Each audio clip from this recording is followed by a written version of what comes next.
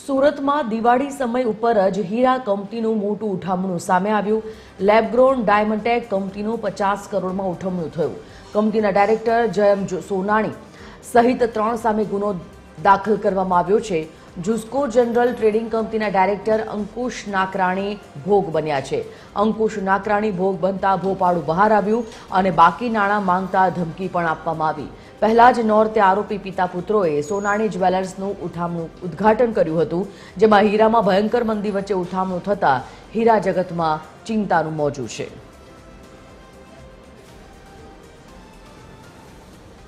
તો અંકુશ નાકરાણી ભોગ બનતા ભોપાળું બહાર આવ્યું હતું। સુરતમાં દિવાળી સમય ઉપર જ હીરા કંપનીનું મોટા ઉઠામણાના સમાચાર। લેબગ્રોન ડાયમંડટેક કંપનીનું 50 કરોડમાં ઉઠામણું થયું। કંપનીના ડાયરેક્ટર જયમ સોનાણી સહિત 3 સામે આ અંગે ગુનો દાખલ કરવામાં આવ્યો છે। જુસ્કો જનરલ ટ્રેડિંગ કંપનીના ડાયરેક્ટર અંકુશ નાકરાણી આ ભોગ બન્યા છે। અંકુશ નાકરાણી ભોગ બનતા આખો કૌભાંડ બહાર આવ્યું।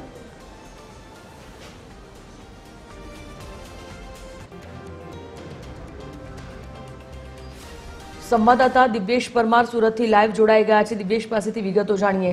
દિવ્યેશ, જે પ્રકારે નવરાત્રીનો સમય ચાલી રહ્યો છે અને નવરાત્રી દરમિયાન જ આ હીરા કંપનીનું એક ઉઠામણુંના સમાચાર બહાર આવ્યા છે અને જે પ્રકારે અત્યારે ફરિયાદ નોંધાય છે તે દિશામાં કઈ દિશામાં એક તો પોલીસ તપાસ કરી રહી છે અને શું મુદ્દો છે, ભોગ બનનાર જે છે શું કહી રહ્યા છે?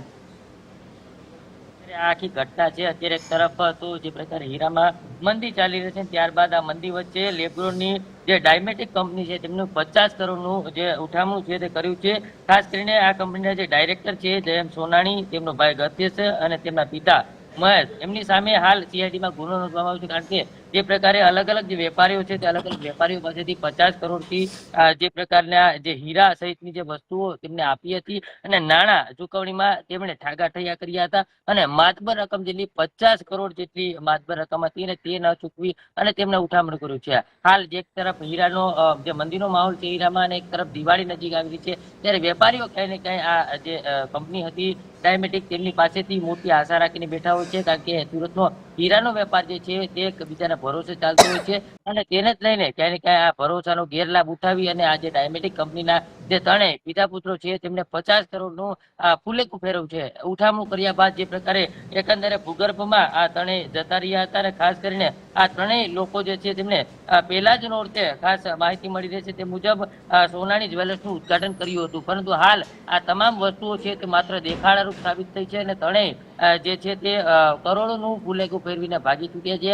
હાલ આ સમગ્ર મામલે સીઆઈડી ક્રાઇમમાં ફરિયાદ નોંધાઈ છે અને હાલ તપાસ છે તે સીઆઈડી ક્રાઇમ કરી રહી છે। પરંતુ મહત્વની વાત એ છે કે એક તરફ જે પ્રકારે મંદીનો માર રત્ન કલાકારો, હીરા વેપારીઓ સહી રહ્યા છે, ત્યારે આ પ્રકારે 50 કરોડનું ઉઠામણું કરવામાં આવ્યું છે, તેને લઈને આખી જે હીરા બજાર છે તેમાં ચર્ચાનો વિષય જાગ્યો છે અને ખાસ કરીને વેપારીઓ છે તે પણ ચિંતા મુકાયા છે। કારણ કે સામી દિવાળી આવી રહી છે, અલગ અલગ એક તરફે આખું રોટેશન સાયકલિંગ ફરતું હોય છે, જે પ્રકારે હીરાનું પેમેન્ટ થતું હોય છે તેમાં રત્ન કલાકારો તેમજ જે વેપારીઓ હોય છે તેમને પેમેન્ટ ચૂકવવાનું હોય છે, પરંતુ આ 50 કરોડની જે પ્રકારે ઉઠામણું કરવામાં આવ્યું છે તે લઈને આખું પેમેન્ટ જે છે તે અટવાયું છે।